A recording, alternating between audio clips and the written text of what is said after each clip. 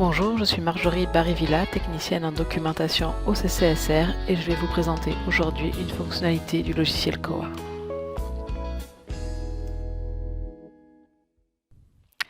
Bonjour, une vidéo aujourd'hui pour vous montrer comment être sûr que ces avis de retard ou ces courriels s'envoient bien. Il y a des vérifications à faire pour être sûr que Koa fait bien son travail. Euh, Dans un premier temps, c'est dans les catégories d'utilisateurs, donc dans la partie administration, catégorie d'utilisateurs. Dans la colonne ici, retard, il faut que ce soit inscrit à oui pour que les avis de retard s'envoient pour cette catégorie-là. Donc c'est une première vérification à faire. Donc ça, c'est pour les avis de retard. Ensuite, pour les préavis de retard, donc les avis de courtoisie et les courriels, par exemple, pour les réservations, ça va être dans la colonne ici message que vous allez avoir une indication. Si vous n'avez rien marqué, ça veut dire que pour la catégorie, par exemple, étudiant, employé. Si je prends ici marqué aucun, ça veut dire qu'il n'y a pas de préavis qui est envoyé, il n'y a pas de courriel qui pourrait s'envoyer le jour du retour du document et il n'y a pas de courriel non plus envoyé quand une réservation arrive au comptoir. Donc c'est une première chose à vérifier. Quand vous rentrez dans la catégorie d'utilisateur, si vous n'avez rien, si vous n'avez pas de ce pavé-là qui s'affiche, ça veut dire qu'il y a une préférence système qui n'est pas activée sur votre instance. Et cette préférence système vous permettrait de paramétrer l'envoi d'autres courriels que les avis de retard, comme les avis de courtoisie et les courriels de réservation ou un courriel le jour du retour du document. Donc la préférence système va se trouver dans l'onglet utilisateur. On descend un peu ici, Enhance Messaging. Donc, autoriser les utilisateurs à choisir quelles notifications ils reçoivent. Donc, ça va activer le pavé dans ce tableau-là. Donc, ce sont des vérifications à faire si vous voulez savoir quels avis s'envoient dans votre instance et comment les activer. Ça va être dans le menu déroulant ici où on va choisir oui ou non pour les avis de retard. Et ici, on va aller cocher quels avis on veut envoyer. Si vous voulez avoir plus de détails sur ces différents avis, vous avez une documentation sur le site de la communauté qui s'appelle Préavis de retard et autres notifications. Vous allez avoir le détail pour chaque courriel de ce tableau-là, à quoi ça correspond. Ensuite, une autre vérification à faire, ça va être dans les déclencheurs. Donc dans la section outils, déclencheurs de notification, vous avez un tableau ici avec des onglets. Donc c'est là où sont définis à combien de jours un courriel est envoyé, à combien de jours de retard un courriel est envoyé pour les avis de retard. Donc là, on a dépassé la date de retour. On ne parle pas du préavis, on parle des avis de retard une fois que le document est en retard.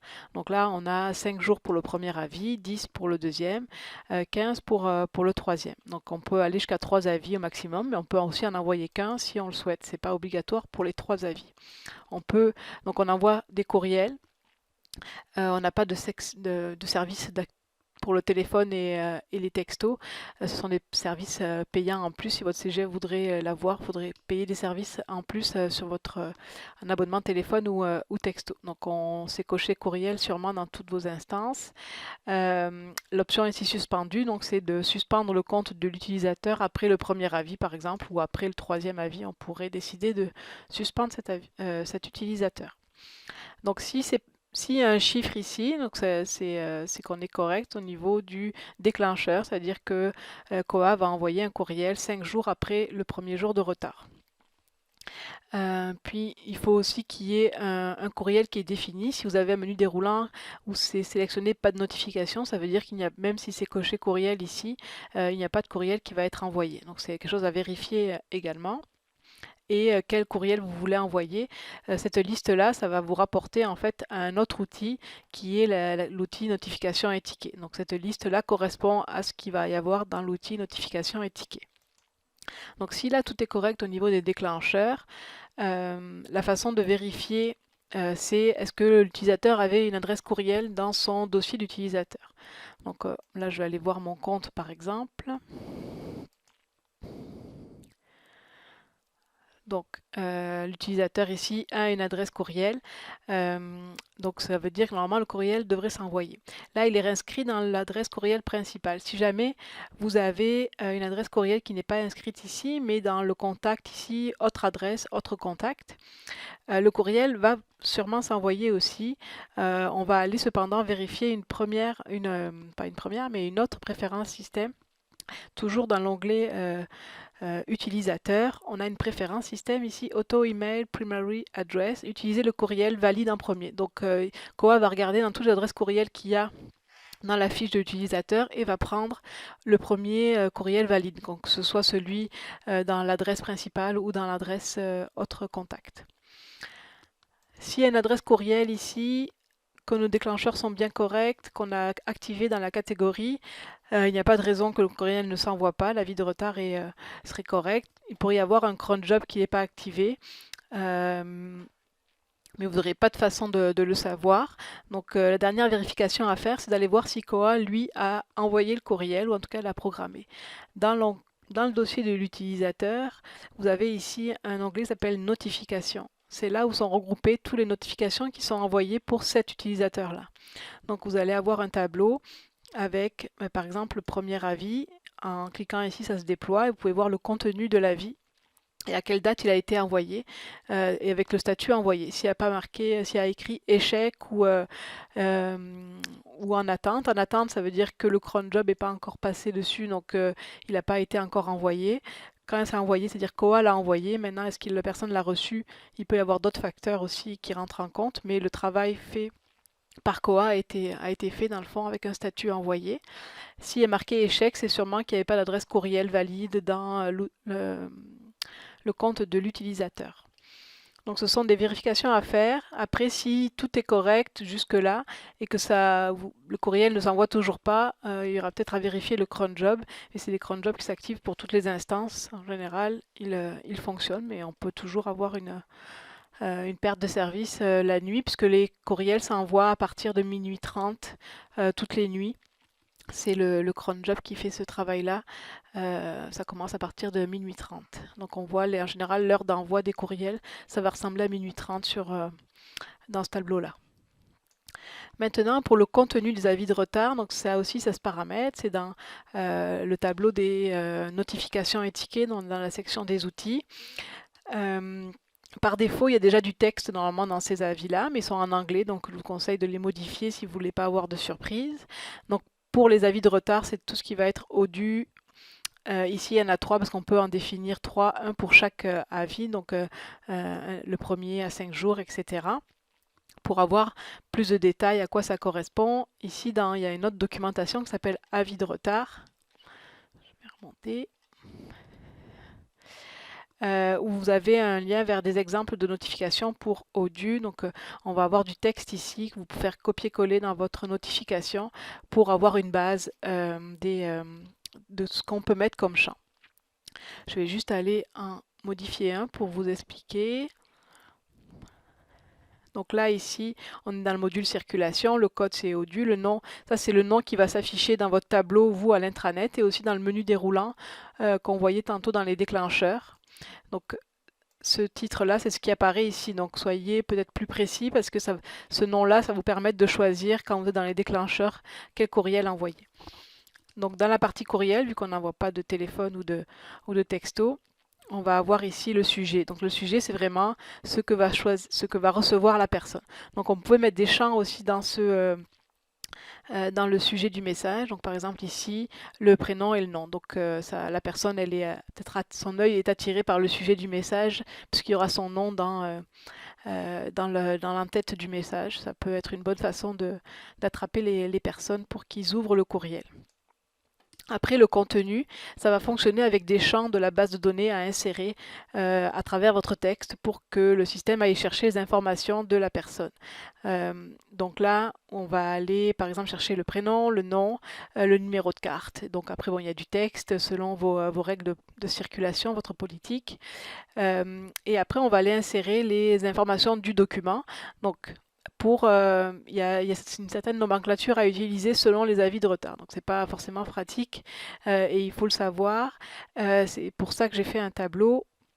Ce tableau va se trouver dans la documentation avis de retard et pré-avis de retard. Ça va être le même tableau. Donc, je l'ai rajouté aujourd'hui dans la section 5. Donc, un tableau des nomenclatures. Donc, j'espère qu'il ne va pas être trop indigeste à lire. Donc, pour chaque notification, donc vous avez le code ici, puis une explication à quoi il correspond.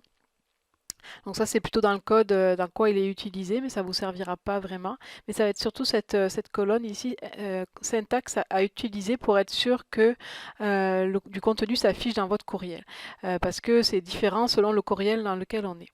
Donc tout ce qui est avis de retard, donc vos avis de retard, quand vous avez le code qui commence par ODU, vous pouvez mettre comme balise soit le item content, soit des balises item fermé avec à l'intérieur des champs de la base de données pour indiquer les informations.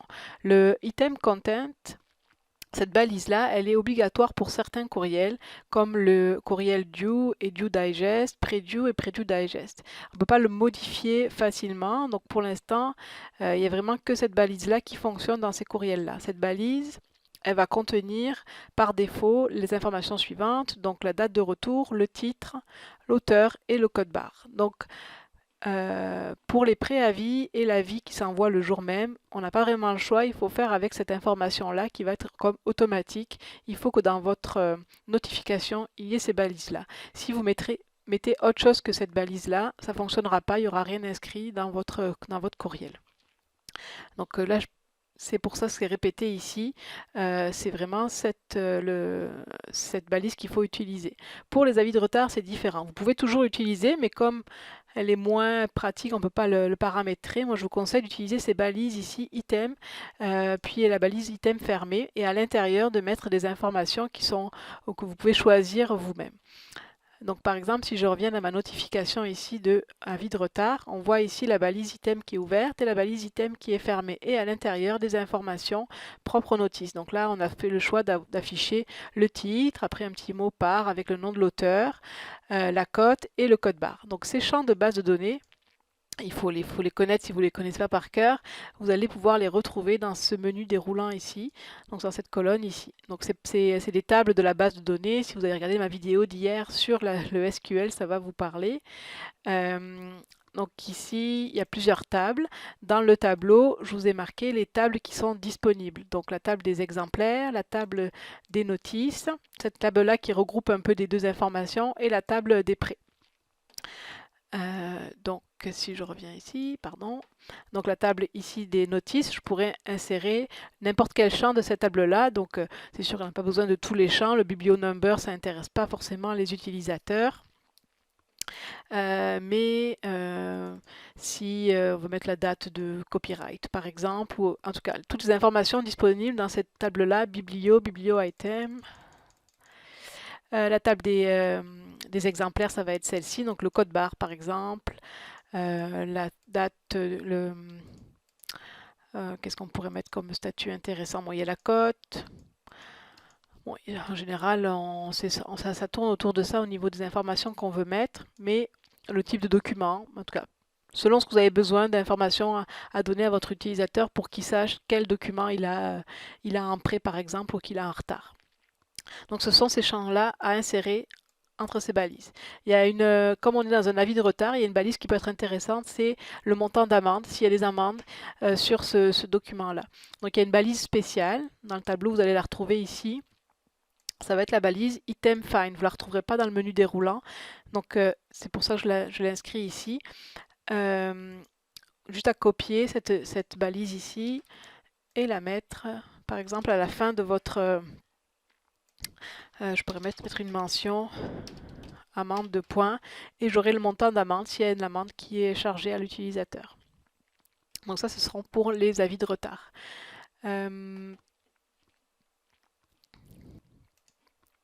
Maintenant, si on regarde le préavis de retard, le preview digest par exemple, donc ce que je vous disais tantôt, on ne peut pas mettre autre chose que cette balise-là, donc qui va contenir de l'information par défaut. Par contre, on peut rajouter ici le terme count, la balise count pour dire mais vous avez 3 exemplaires à rendre bientôt et après mettre le item content pour que ça s'affiche la liste des exemplaires.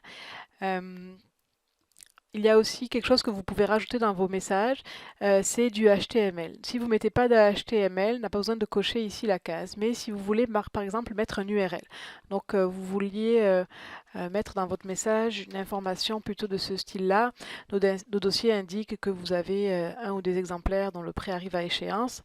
Donc là, je suis l'exemple de Valleyfield, mais ça peut être utilisé pour n'importe quelle instance. Dans le fond,